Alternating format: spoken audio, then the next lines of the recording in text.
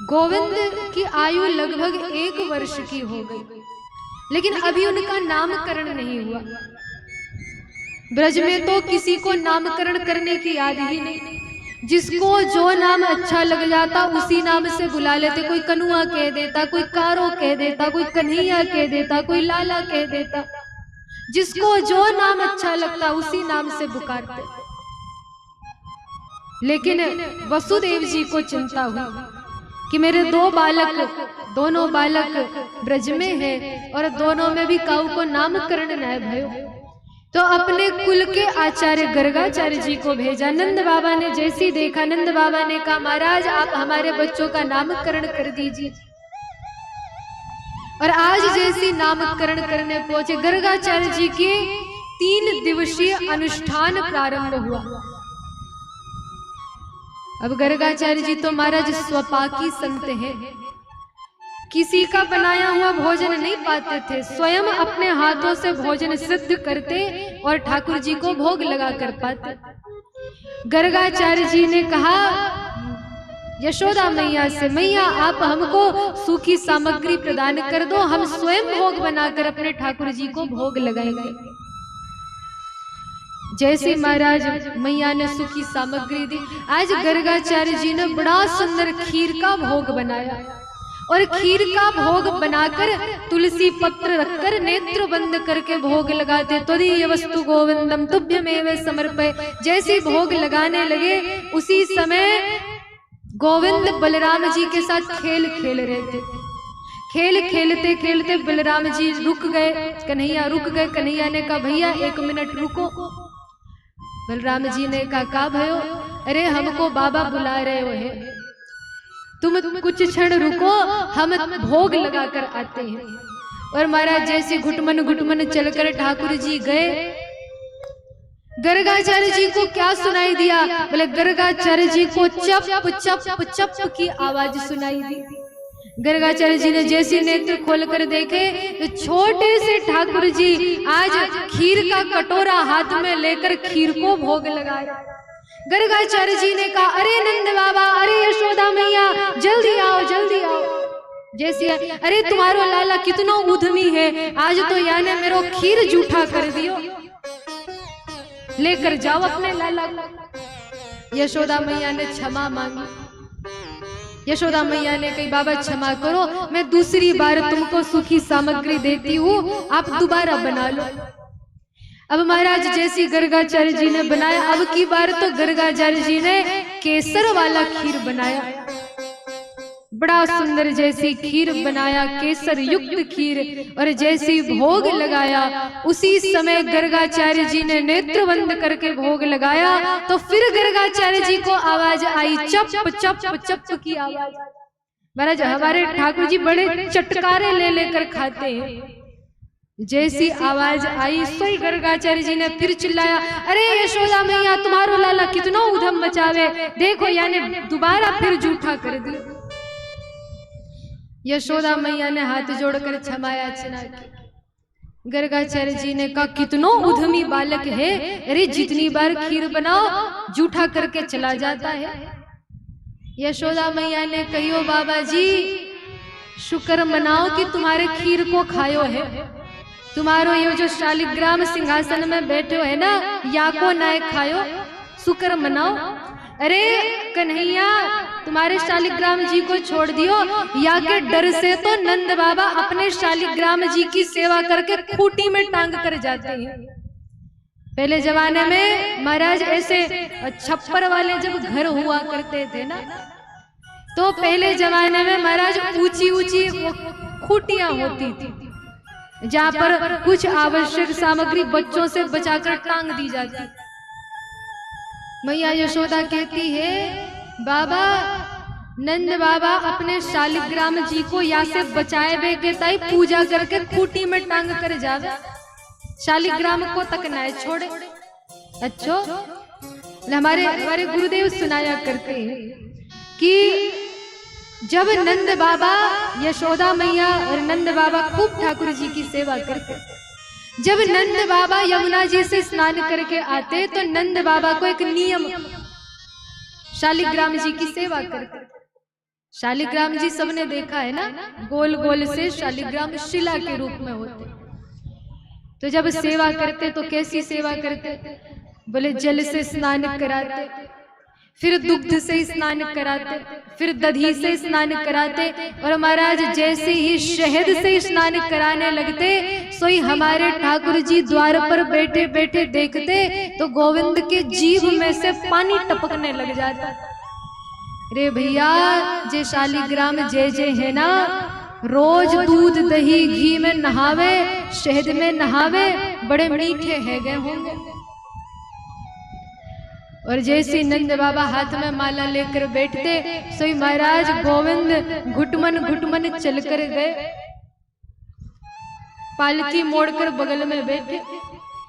और आज गोविंद ने सोचा भैया आज तो बड़ा अच्छा मौका हाथ लगा है। नंद बाबा के तो नेत्र बंद हैं। गोविंद ने कहा क्यों? बोले शालिग्राम जी के सिंहासन में से शालिग्राम जी को उठायो, गोल गोल घुमा घुमा कर देखियो। और देखते देखते आज गोविंद ने छोटा सा मुखारविंद खोला और गपक से शालिग्राम जी को मुख में धर कपोर दे लगे। रे भैया, जे शालिग्राम जी बड़े मीठे है गए होंगे। थोड़ा समय बीता, नंद बाबा की माला जैसी पूरी हुई, माला नीचे रखकर नंद बाबा ने जोर से जयकारा लगाया, जय हो मेरे शालिग्राम जी की, जय हो जय हो। और जैसे नेत्र खोल कर देखते हैं तो क्या देखते हैं? बोले सिंहासन से शालिग्राम जी गायब। नंद बाबा ने कही हे भगवान, मेरे शालिग्राम कहाँ चले गए? तुलसी पत्र हटा कर देखे कुछ नहीं, पुष्प हटा कर देखे कुछ नहीं, बाईं ओर देखते कुछ नहीं, जब दाईं ओर देखते हैं तो क्या देखते हैं? बोले दूसरे बड़े भगत जी पालकी मोड़कर बैठे हैं। और महाराज गाल थोड़ा फूला हुआ है। नंद बाबा ने कही लाला तू पूजा गृह में आयो कैसे? कन्हैया कहते अरे लाला तू पूजा गृह में आयो कैसे? नंद बाबा कहते कन्हैया से नंद बाबा ने कही अरे उहू का करे, मुख से कछु बोल तो सही, हम पूछ रहे हैं तू पूजा गृह में आयो कैसे? तो फिर कन्हैया कहते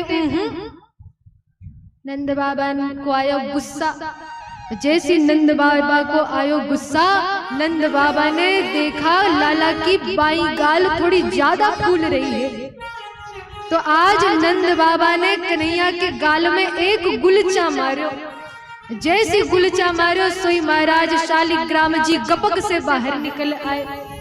नंद बाबा ने कही अरे यशोदा, अरे देवी देखो देखो देखो। यशोदा मैया ने कही का बात को हल्ला है, काय को हल्ला मचायो है? नंद बाबा ने कही देवी आज तो तुम्हारे यहाँ लाला ने मेरो शालिग्राम खाए लियो, मेरे भगवान जी खाए लियो या नहीं? यशोदा मैया से कहते, यशोदा मैया ने कही अरे मेरो छोटो सो लाला नेक सो लाला का जाने तुम्हारे शालिग्राम को, अरे मेरो लाला का जाने तुम्हारे शालिग्राम को, यानी गुलाब जामुन समझी, सोई गुलाब जामुन समझकर खाए लियो या में या की का गलती? यशोदा मैया गोद में लेकर लाला को लेकर चली। नंद बाबा प्रायश्चित पूजा करते, फिर जल का छींटा लगाते, हाथ जोड़कर क्षमा याचना करते। यशोदा मैया गर्गाचार्य जी से कहती है अरे बाबा शुक्र मनाओ, तुम्हारे शालिग्राम जी को सही सलामत छोड़ दिया या खीर ही खाए रहो है। अब तो महाराज गर्गाचार्य जी इतने थक गए, तीसरी बार जब खीर का भोग बनाए हैं, जैसे तैसे भोग बनाकर भूख प्यास से भी व्यथित होकर अब की बार तुलसी पत्र रखकर भोग लगा रहे हैं। महाराज भक्तों का नियम होता है कि जो वस्तु पाएंगे वो भगवान को भोग लगाकर ही पाएंगे। लोग कहते हैं ना लहसुन प्याज लहसुन प्याज, महाराज लहसुन प्याज खाना कोई पाप नहीं है, उसे पाप नहीं कहा गया है।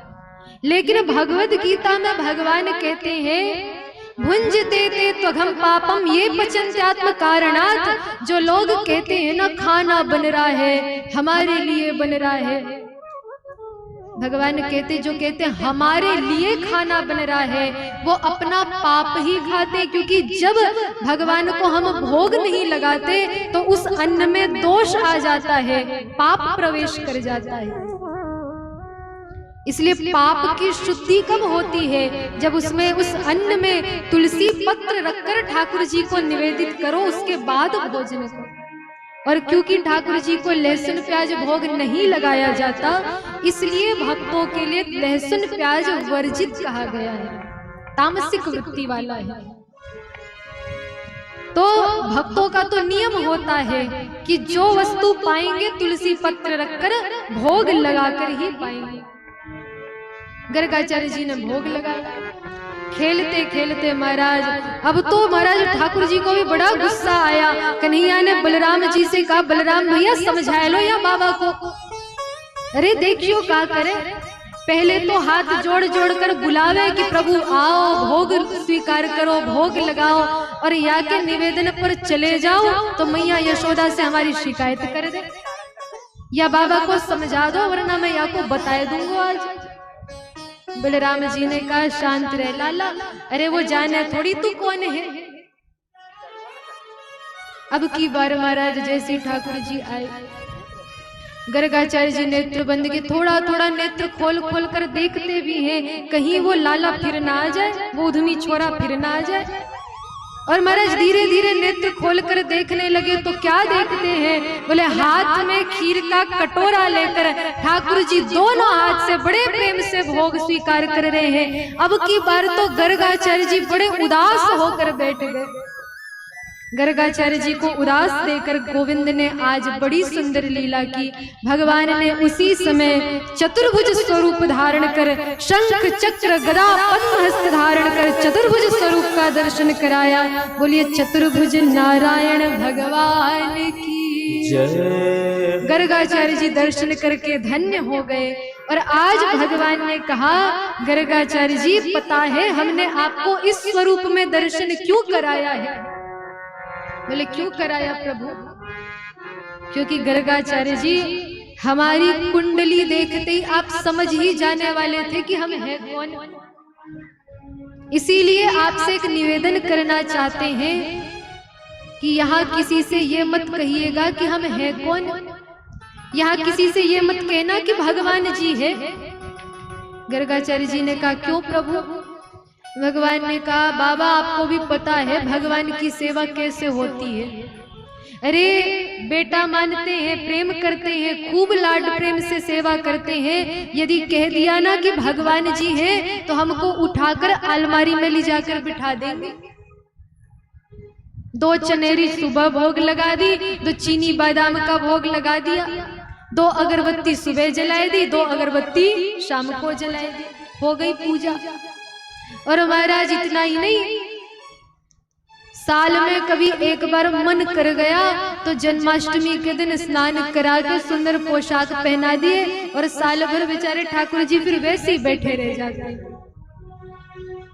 कभी कभी तो हम देखते हैं किन्हीं किन्हीं के घरों पर छोटे से ठाकुर जी, और कभी दर्शन करने जाए तो ठाकुर जी बेचारे कभी इधर लुढ़ के पड़े होते, कभी उधर लुढ़ के पड़े होते।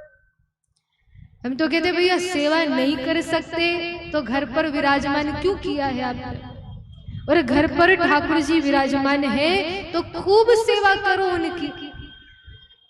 थोड़ा समय तो निकाल ही सकते हैं सेवा के लिए। जो कहते हैं हम बड़े व्यस्त रहते हैं, हमारे पास समय ही नहीं होता, ये सबसे बड़ा बहाना है कि हमारे पास समय नहीं होता। बात जरूरी होने की है। कौन सी वस्तु हमारे लिए कितनी जरूरी है, जो हमारे लिए जरूरी होती है हम उनके लिए समय अवश्य निकाल लेते हैं। तो घर पर ठाकुर जी है, खूब भाव से खूब प्रेम से उनकी सेवा करो। लोग पूछते हैं कैसी सेवा करें? हम कहते हैं भैया जैसे अपने घर के बच्चे का लाड प्यार से पालन पोषण करते हैं, सेवा करते हैं, बिल्कुल ऐसी सेवा करो।